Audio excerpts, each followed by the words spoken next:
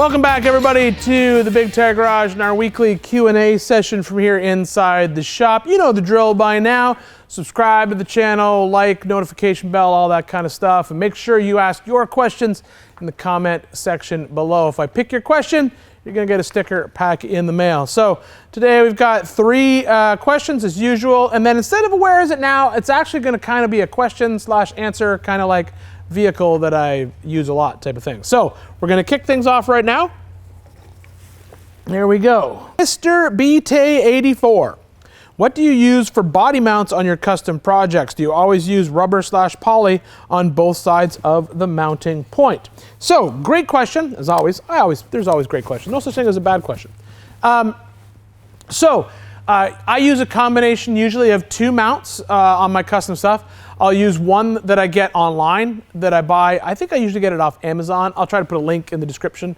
It's basically a poly mount kit. It's just a universal body mount that I found years ago. And it's just poly. It has a top and has the bottom. And yes, it has the poly on the bottom side of the plate. What he's referring to, for those of you who don't know, is most of the time when it comes to a body mount, if you think like an old square body Chevrolet, what it has is the chassis got like a big hole, like probably good 2 inches around. And what happens is the body mount is sandwiched in that hole. So there's a top and a bottom. And the top goes in, it's got a metal top, and then had a rubber isolator underneath that metal top. And then the rubber was formed so there would be like a little key that would drop into the 2-inch hole. So it would keep the rubber from moving around a lot.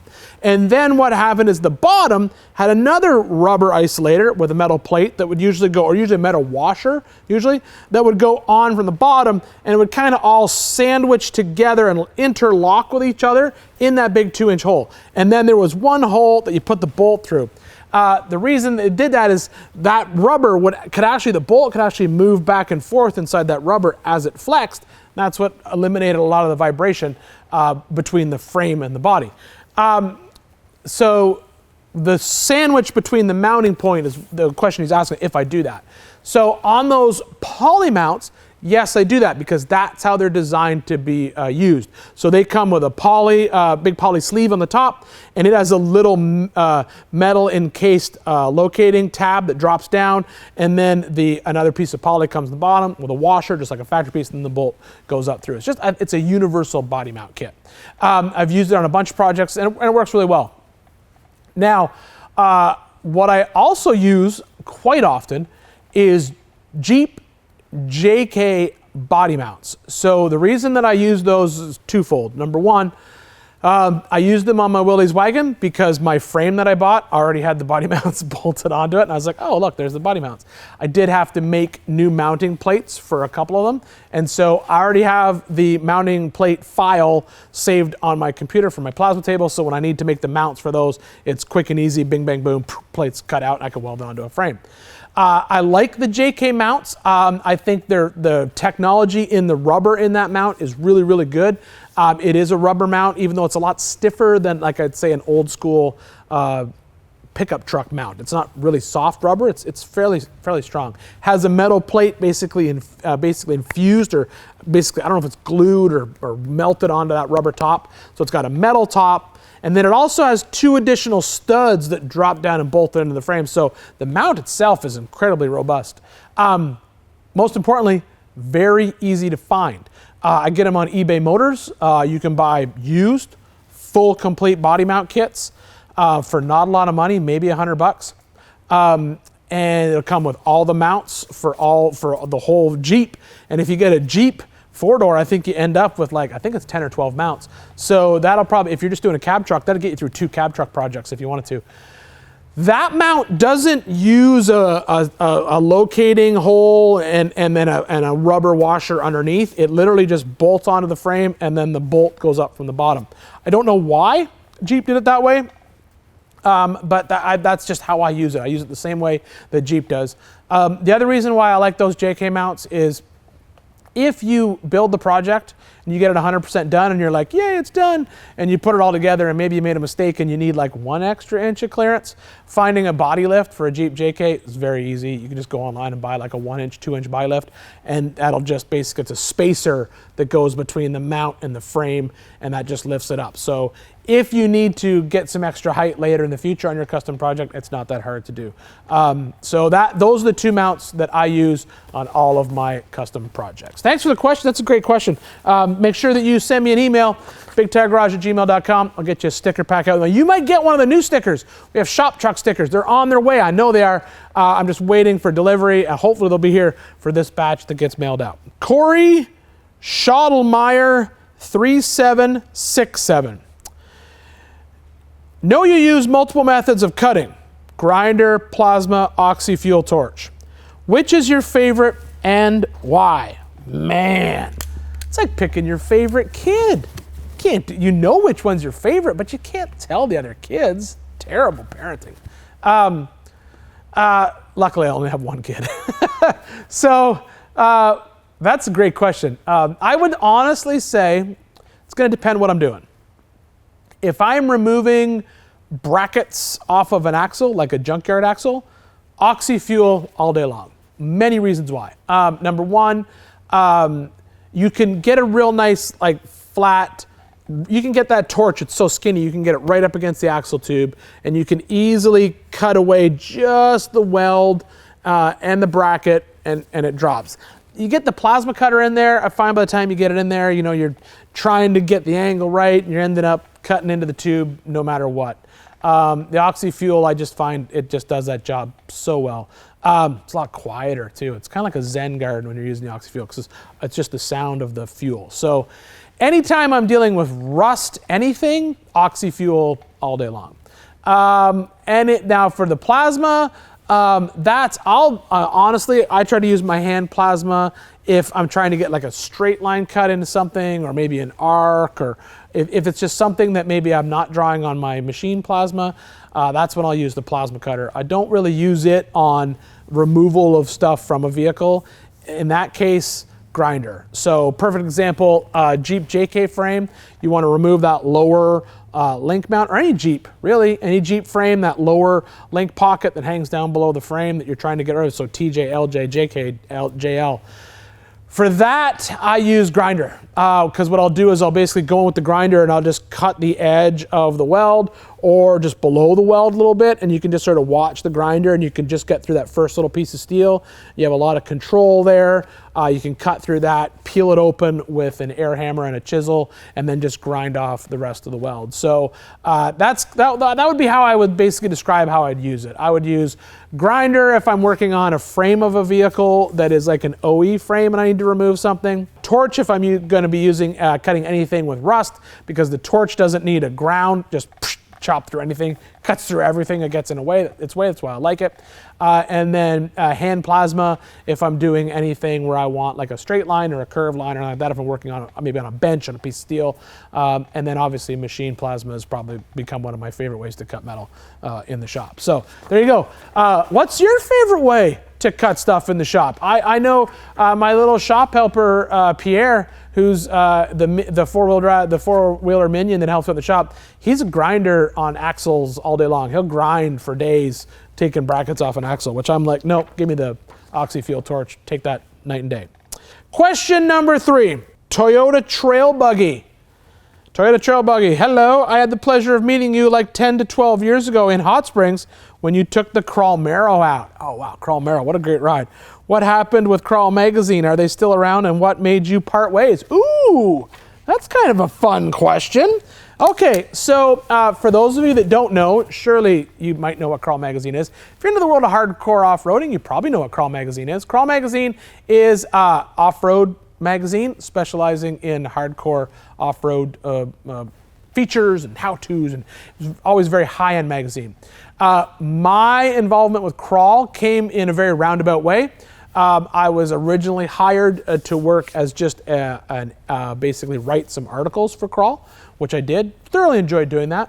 And then what happened was, as there was an ownership shakeup at Crawl, I ended up being able to pick up part ownership of the magazine. Very small part, but part ownership of the magazine to ensure that it stayed in business. It was kind of looking a little shaky, and by me coming in and helping with John Herrick, who is the editor of the magazine, as well as Larry, one of the other individuals involved, the three of us were able to save the magazine basically from becoming extinct. And I'm a firm believer, as the gentleman who taught me everything that I know about media and TV and content and blah, blah, blah, is this phrase that him and I used to use all the time: rising tide lifts all ships. So if Crawl Magazine is successful, that means that more people will get involved in off-road, which means more people will watch an off-road TV show, more people will watch off-road YouTube videos. That's the theory behind that, right? The more people you have involved in your passion, the more successful that your passion will be, and therefore the more parts they'll buy, and that's how I pay my bills. So, not by selling parts, but by telling you what parts to buy, and you've figured it out by now. So, I became part of the ownership structure. From day one, we were all very clear that my ownership involvement was only going to last a certain amount of time, because I could not commit to be a full-time magazine person because I had to run my TV show. So I stayed for 3 years, and at that 3 years, I basically accepted an offer from John to leave the magazine. He then took over my part ownership of the magazine, and so he still runs it. So Crawl Magazine, yes, still very much alive. I honestly was with them on last year's Yukon Adventure Trek, and they did a story about the trip in the magazine. It was great. Still friends with those guys. I think Crawl Magazine is a good magazine. I think they do very well. I think it's kind of fits into that niche market, and I think they've carved themselves out a very good space, and I think it's popular, and I think people like it. So that's Crawl Magazine. Now the Crawl Marrow, that was a build that was done by my friend Jimmy at the time. Like I said before, Jimmy Penner, he was running Essentially Off-Road, and John wanted like a cover vehicle, kind of like really encompassed what Crawl Magazine was all about. And at the time, that whole theme buggy world had just kind of kicked off. A lot of people were building they were taking stuff from this genre and sliding it into the off-road world. Brian Cole from Cole Works Rock Racing was building a lot of vehicles like that. Adam Woodley at Wide Open Designs, his shop had just started to take off. And Jimmy was like, you know what, we're gonna build this thing and make it look like a new Camaro. And that's what he did. Car was super popular, it was super successful. It went to a bunch of events. I wheeled it a bunch. I wheeled it across the country to deliver it to John.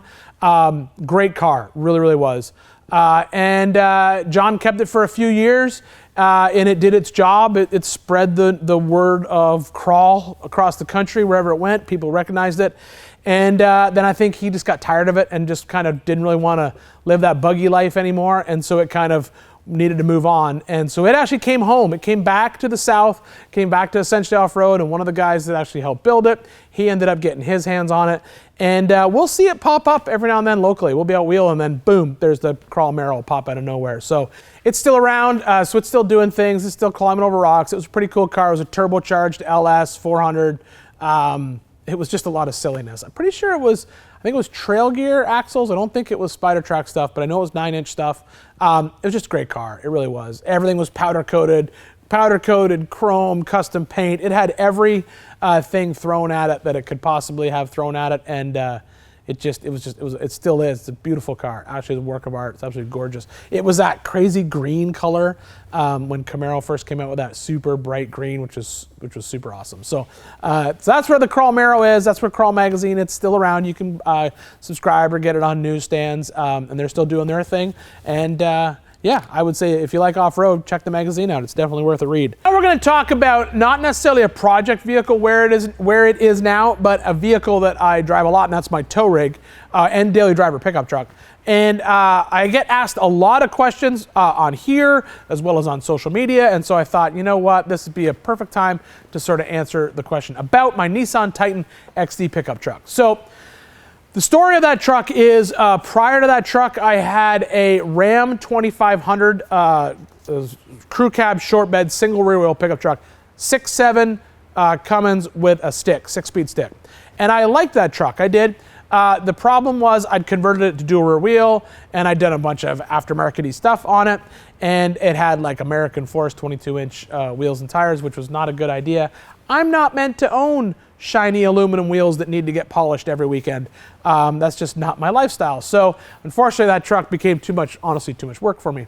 At the time I was building a van for Nissan, where we're converting one of their Envy vans over to four-wheel drive, and they wanted the Cummins 5-liter platform, that entire drivetrain swapped in, and I said, sure, why not? We can do that. And so we did.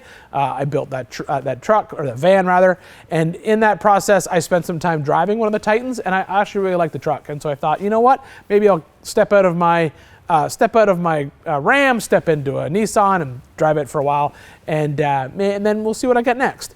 And in all honesty, it's been 200,000 miles, and I really, really, really like my Nissan Titan. It has towed to all four corners of this country. It has driven to all four corners of this country and up into Canada. It's towed small trailers with cars on it. It's towed my big 34-foot bumper pull, not with a huge load on it because I do have just a single rear wheel. So in that case, it just towed the Toyota and a Jeep body. So I wasn't towing a lot of weight, but it has towed that big trailer.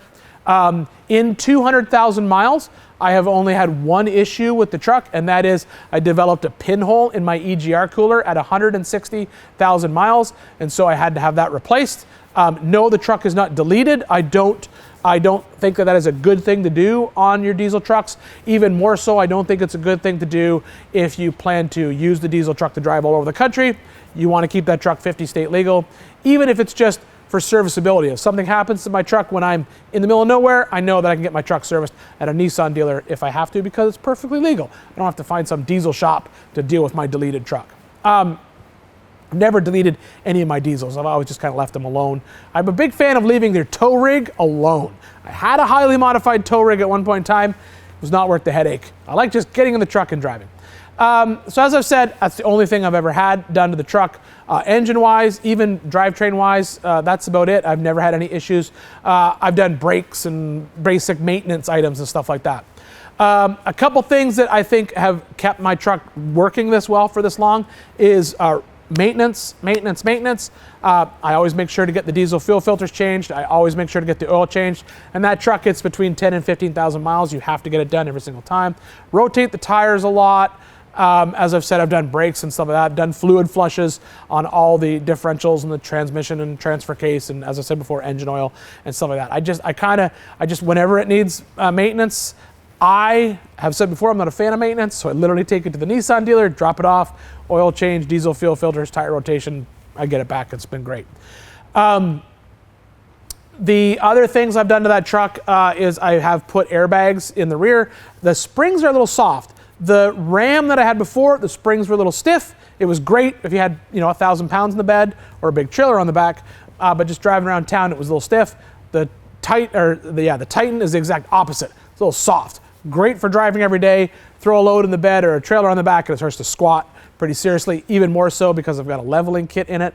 So I ended up putting airbags in the back, and I'll inflate those whenever I put a trailer on the back. Made a huge difference. And then the other thing I did is I put the big Titan tank in it, and that helped me out a lot with it as well. The big Titan tank, now I'm carrying 50 gallons of diesel fuel, and it really helps when I tow.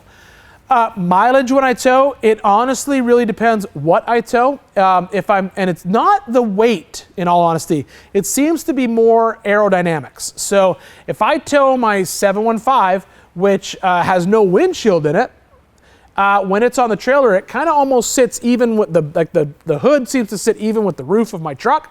And I see the sort of slipstream through the air a little bit better. So I'm towing that, I'm getting 12, 13 miles per gallon.